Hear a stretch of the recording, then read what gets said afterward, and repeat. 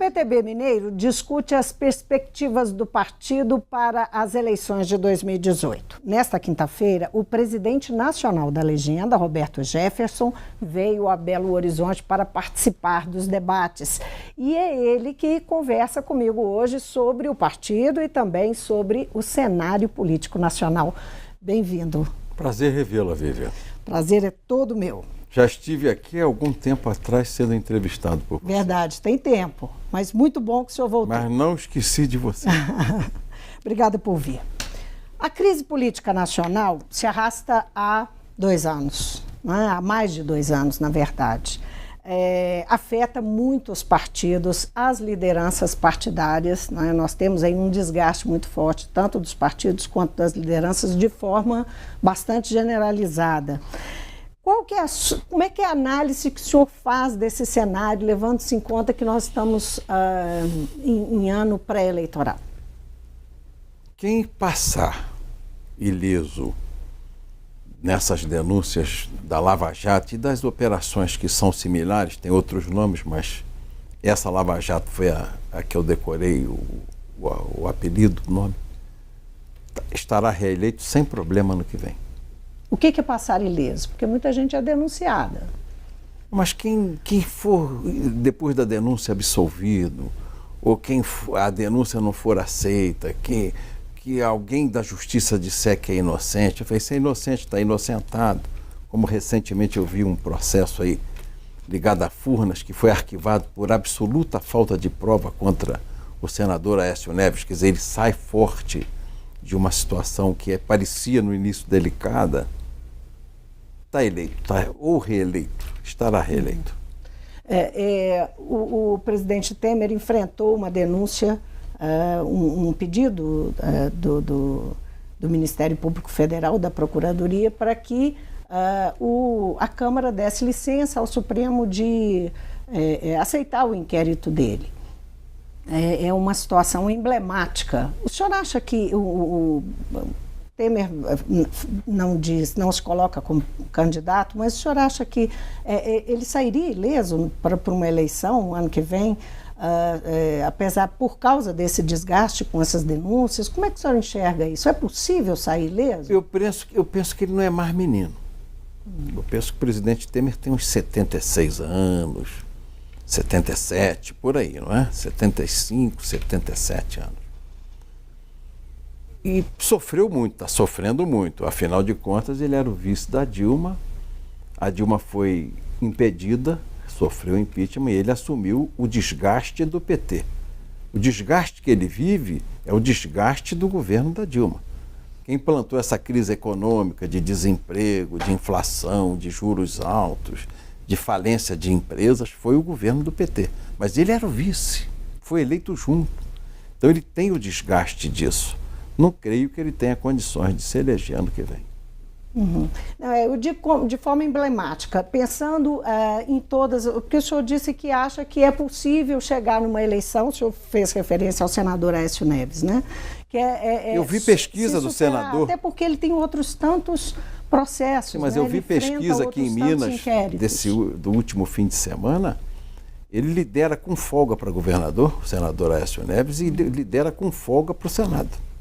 Eu vi pesquisas, ninguém me contou. Então, é um homem que é amado pelo povo da sua terra, pela sua gente. O PTB apoiou a rejeição da denúncia contra o presidente Temer.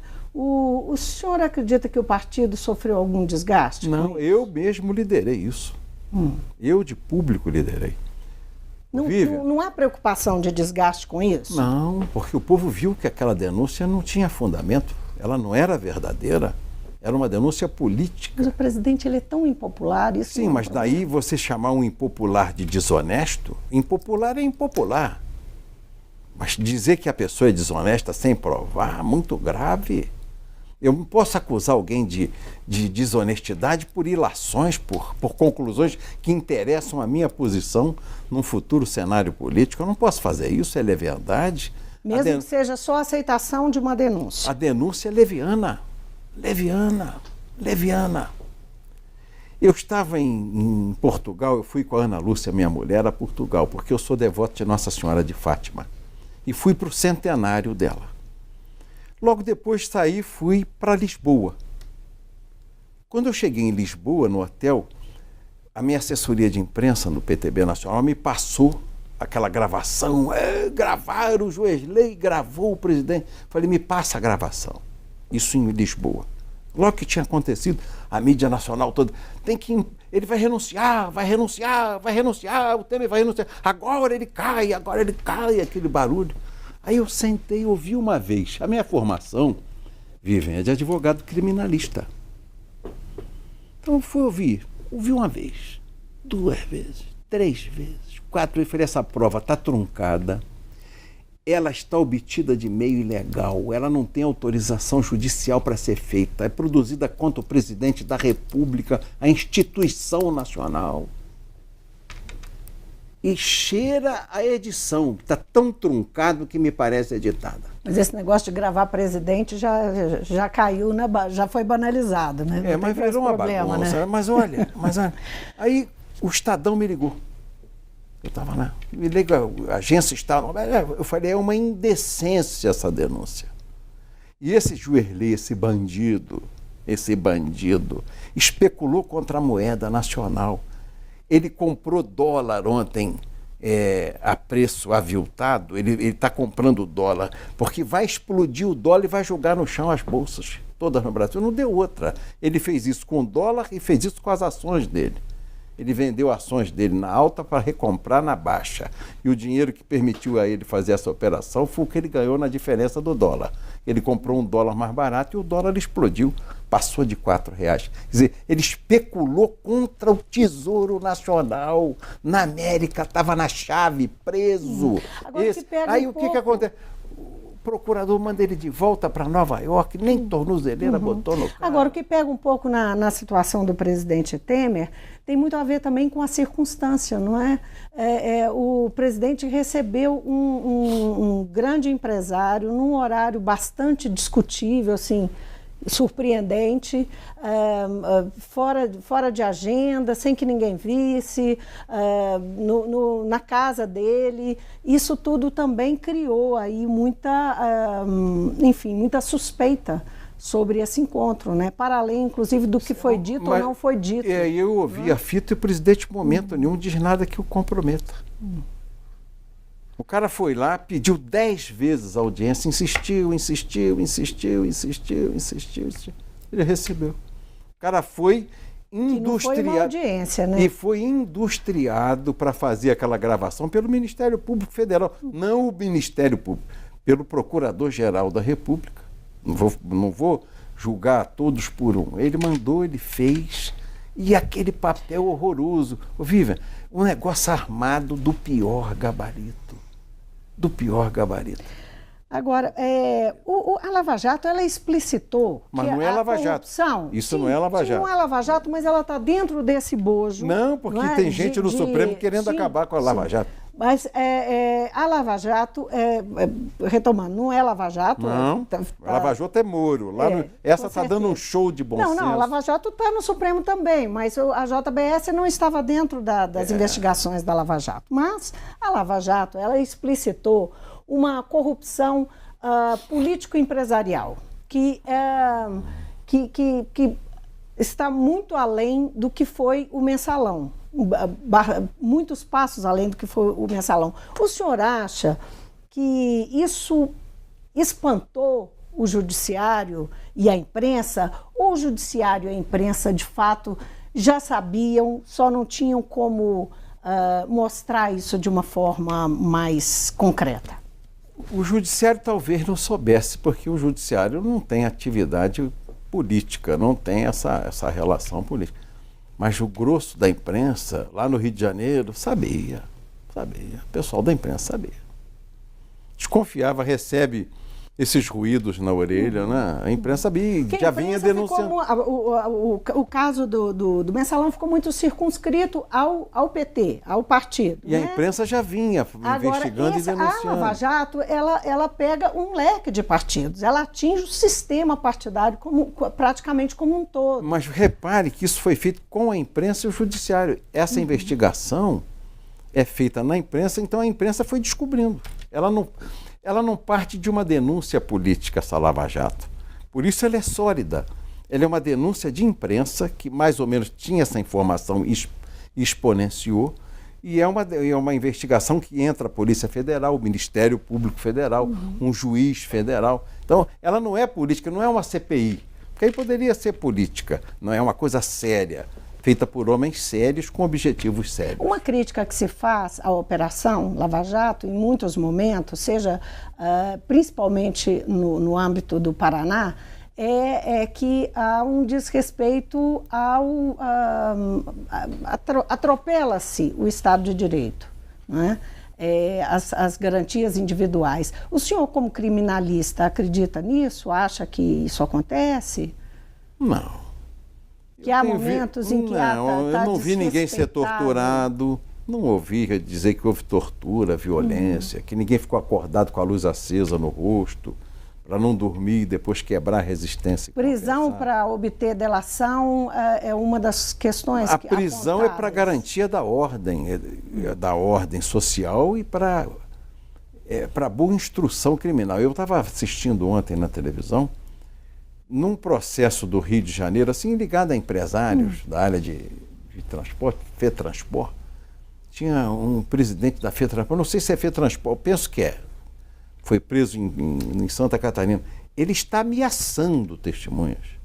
Eu assisti no noticiário, ele foi preso preventivamente para impedir, pelo poder financeiro que ele atingiu, que ele faça aquilo, contratar um sicário para ameaçar pessoas que contam a maneira que ele usou. Então, essas pessoas que são muito poderosas economicamente, elas têm como pressionar testemunhas ou seduzir testemunhas.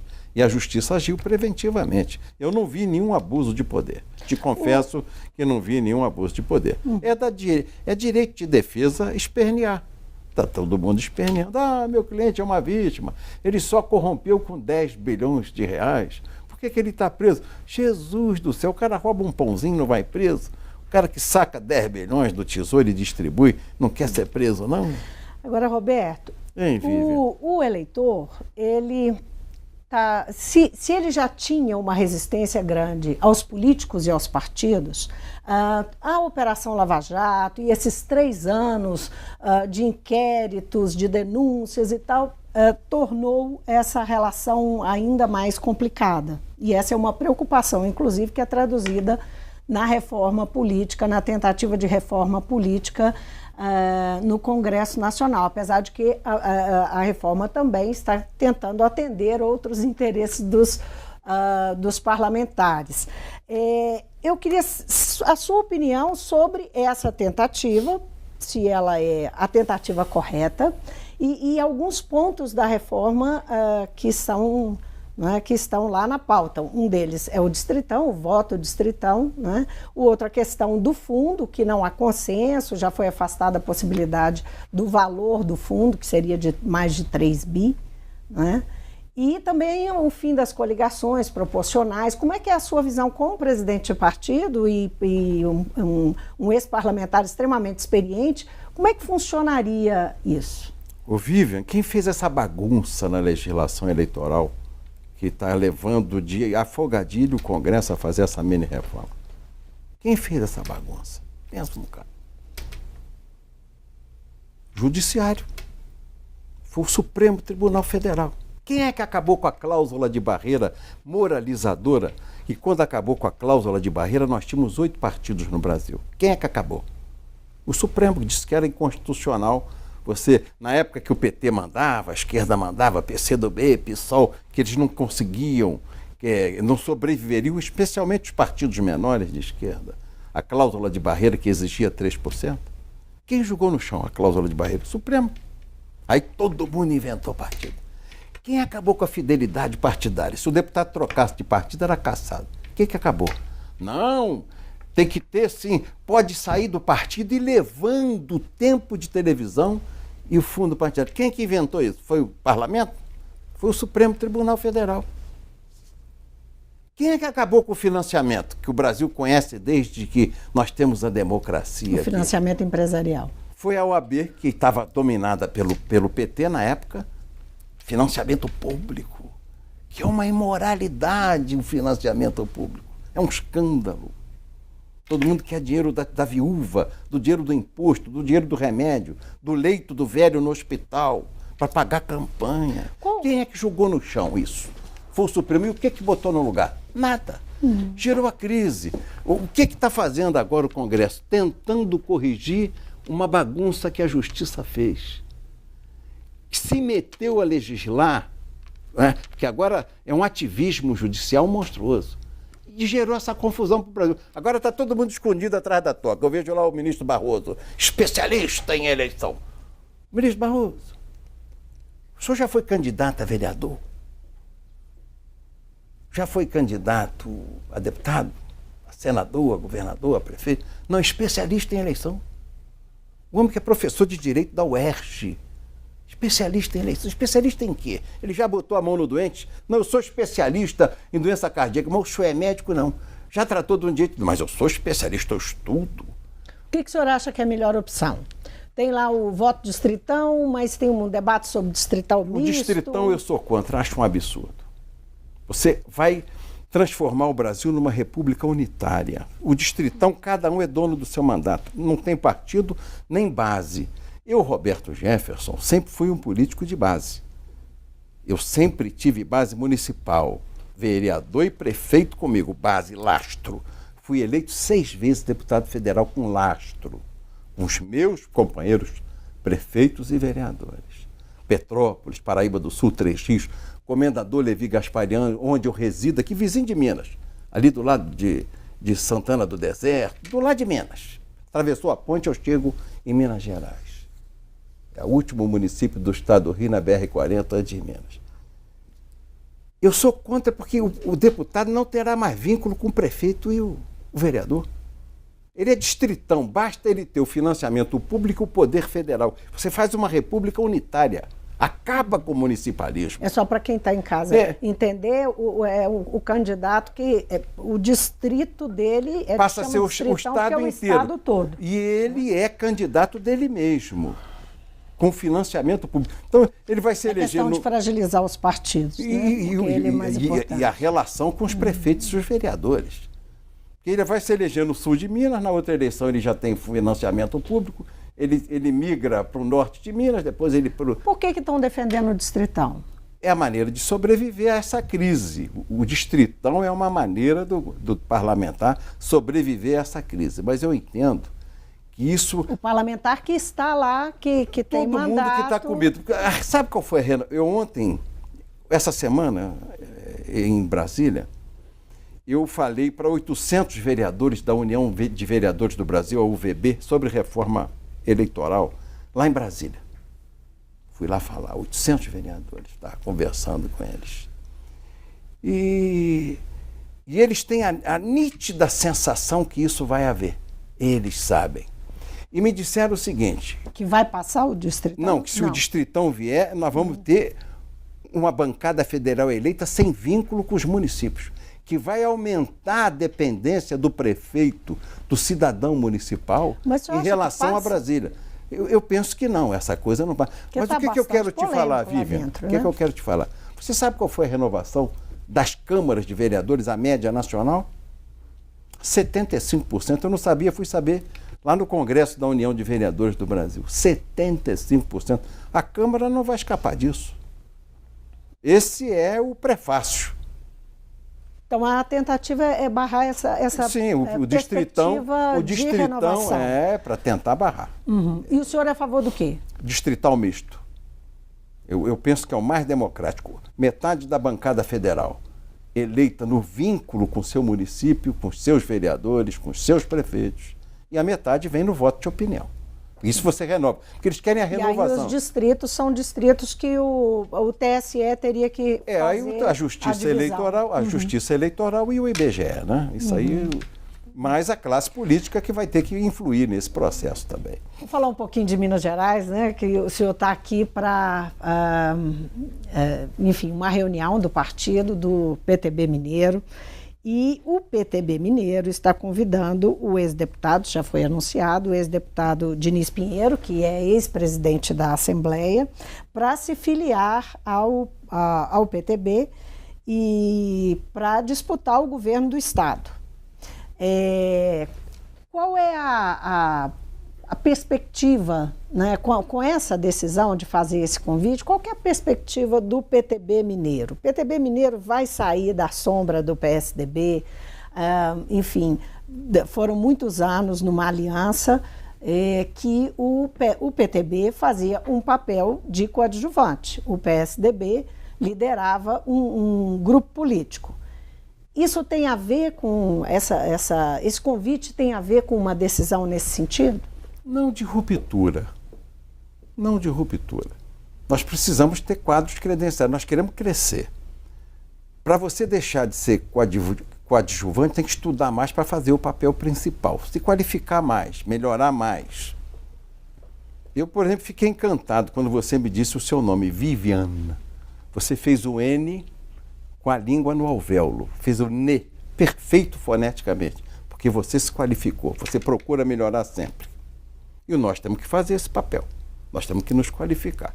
Nós só podemos deixar de ser coadjuvantes se lutarmos para ser o ator principal. Não tem problema, o PSDB é nosso irmão, um partido irmão, e eu sempre integrei essa base. Apoiei o governo Fernando Henrique, nunca permiti que meu partido fechasse uma aliança nacional com o PT, nunca.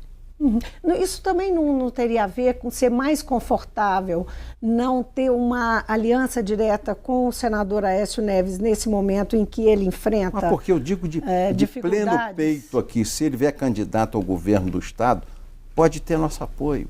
Digo de pleno peito aqui, se ele for candidato ao Senado, terá o nosso apoio. Se ele for candidato ao governo, o PTB desfaz uma perspectiva de ter uma candidatura própria? Não, eu quero te dizer da nossa relação com ele. Porque como nós devemos apoiar a candidatura Alckmin, Vivian, nós estamos mais próximos dele, pela relação antiga, de respeito, de consideração. É o melhor nome nacional, o conciliador. Você acha que ele vai conseguir ser o candidato? Eu torço para que sim, porque ele agrega o país, ele junta as pessoas, ele consolida a democracia. Ele não é um aventureiro, é um político provado, honrado, honesto, sério. Eu torço por ele. Então, como nós temos essa proximidade, eu até posso sentar com a Aécio, que preside o partido, e dizer, Aécio, em Minas, por que você não apoia a gente, já que nós vamos apoiar você? Nós temos no Brasil 3 candidatos ao governo definidos do PTB. Pernambuco, Roraima e no Distrito Federal, os 3 que ponteiam pesquisa. Nós podemos acordar em outros estados com o PSDB? Por que não? E podemos dizer, nós já vamos te ajudar tanto em tantos lugares, se você ajudar o PTB em Minas, fazendo conosco essa aliança. Mas tudo isso é conversável. E o Diniz Pinheiro é um nome que agiganta as qualidades que já temos no PTB sob a liderança e presidência do deputado Gilson Mello. Nosso tempo agora está curtinho, eu queria fazer uma última pergunta. Que é uma pena. É uma pena mesmo. A nossa conversa é sempre boa. Da outra vez foi também. Uma pena. Mas hoje é dia 24 de agosto, não é? É uma data emblemática, faz 63 anos da morte de Getúlio Vargas. O partido teve Getúlio como patrono, né? Getúlio que foi o criador da CLT. E agora, recentemente, o PTB, mesmo tendo essa referência histórica, votou no Congresso pela reforma trabalhista. Uma reforma muito criticada por sindicalistas, por juízes do trabalho e por parte dos especialistas. Eu queria saber por que essa decisão do partido. Quando Getúlio fez a CLT, não tinha nem máquina elétrica. Mudaram completamente as relações de trabalho de 100 anos no passado. Tem 1.700 resoluções da Justiça do Trabalho que não são escritas na CLT. Elas tentam modificar a CLT. Tem 14 milhões de desempregados, culpa da CLT que está aí, ou das resoluções que essa Justiça do Trabalho fez. Vivian, eu entendo que a Justiça do Trabalho é assim uma jabuticaba brasileira onerosíssima. Eu estava olhando o orçamento para 2017. Sabe qual é o orçamento que está sendo executado de 2016 da Justiça do Trabalho? 22 bilhões de reais. O senhor acha que a 22. Justiça... Você sabe quanto ela resolveu de acordos e indenizações no ano de 2016? 8. Ela custa 3 vezes mais caro do que da dissolução. 3 vezes. Não era melhor a gente pagar direto e acabar com a Justiça do Trabalho? O senhor acha que, mesmo com a reforma trabalhista, a justiça, as questões trabalhistas vão continuar sendo judicializadas? Vão porque vão tentar, porque o pessoal que eu ouço falando contra a reforma porque a questão é da crítica CUT. tem a ver, a crítica CUT. tem a ver com retirada de direito Não houve de proteção nenhuma retirada ao trabalho, ao trabalhador. Os direitos do trabalhador estão inseridos na Constituição, escritos por mim, que o PT se recusou. Quem escreveu a ordem social que está na escritura? Eu, Paulinho, da Força Sindical, o pessoal que hoje está na UGT, o Salim, o Alemão, o Magre, porque a turma da CUT era só pedrada. Povo na rua, a luta continua. Isso eles são os melhores para fazer, desconstruir o trabalho dos outros e a condição moral dos outros. Mas quando chegam lá, eu vi essa turma da CUT do PT, mete a mão no pudim, no jacá, O que eles fizeram na Petrobras, o Sindicato dos Petroleiros, que é da CUT, é cúmplice do assalto à Petrobras, e ó. Então é isso. Mas o que é o mais importante? Os direitos, férias, 13º, auxílio, maternidade, fundo de garantia, estão incertos com S na Constituição, inseridos, garantidos na Constituição. Eles não foram mexidos. A maneira de se aplicar o direito é que é flexibilizada. E o que muda que a turma da Justiça do Trabalho começou a gritar? Porque em 20 anos ela não terá mais importância. Em 5, a importância já é bola murcha. Que vale o acordado, que o acordo celebrado entre a empresa e o trabalhador tem força de lei. Porque eles não queriam. Você faz um acordo entre a empresa e o trabalhador hoje, daqui a 10 meses ou um ano, a Justiça do Trabalho joga no chão, gera um ônus para a empresa. Mas não é muito desigual, não? Trabalhador e empresa fazer acordo? Aí precisa do capa preta que ganha 10 vezes do que... Quanto ganha um desembargador do trabalho? 200 mil por mês, 150? Mas que é desigual a relação, né? Não. Patrão e empregado? Não é. Na hora de fazer um acordo? Mas é sindicato, não é patrão e empregado. Nem todos os sindicatos são fortes. Então quer dizer que bom é o capa preta, bom é o auditor do Ministério do Trabalho. Esse que é o cara bom. O trabalhador é incapaz, mesmo na época do computador, das relações abertas com o mundo, ele não sabe fazer um acordo que é do interesse dele. Às vezes ele se não tiver lá o auditor do trabalho... Não é que ele não sabe, ele pode não conseguir. Ah, amiga, é difícil. Eles têm conseguido. Tanto que avançaram que nós tivemos aí um período grande de estabilidade e de muito crescimento econômico com essa massa trabalhadora. E a Justiça do Trabalho, como vem agindo, gerou esses 14 milhões de desemprego. Sabe o que está acontecendo? A turma está indo montar emprego lá no Paraguai. Porque aqui você assina uma carteira, vou dar só está acabando a nossa entrevista, 10 mil reais. Nós estouramos o tempo. Você dá um salário de 10 mil. Sobre 10 mil, a empresa paga 10 a mais de impostos. Então, aquele emprego de 10 mil custa 20 para a empresa. O trabalhador recebe menos 27,5% de trabalho, vamos dizer 30% de imposto de renda, 3 mil, menos 1.000 de previdência social. Então, ele recebe 6. Ele paga de impostos, nesse repasse de 40%, 50% do salário dele. Ele recebe de mais-valia 3 mil. E o Estado brasileiro, 17. Por isso que a Justiça do Trabalho pode custar 22. Eu prefiro justiça social para mim, Vivian.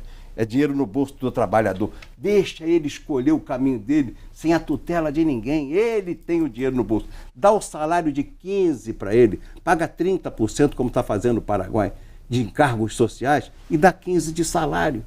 É o que eles querem. Muitíssimo obrigada. Um prazer, Vivian. Ao mundo político novamente. Obrigado, querida. Muito obrigado. Muito obrigado. Eu conversei com o presidente nacional do PTB, Roberto Jefferson. Nós falamos aqui principalmente sobre as perspectivas para 2018, partidos, a crise política nacional e como é que os partidos vão dar a volta nisso para chegar no eleitor. Esse foi o nosso assunto principal, mas lembramos também que hoje é dia 24 de agosto, 63 anos da morte de Getúlio Vargas, patrono do PTB, e, enfim, a posição do PTB em relação à reforma trabalhista por conta da CLT, as leis trabalhistas que foram... Getúlio Vargas foi pai dessas leis e daí a gente questionar a reforma. O ex-deputado fez aqui uma defesa da reforma. Sonhei com o Getúlio que estava batendo palma para nós. Muito bem, obrigada de novo. O Mundo Político fica por aqui, obrigada por nos acompanhar e até o próximo programa.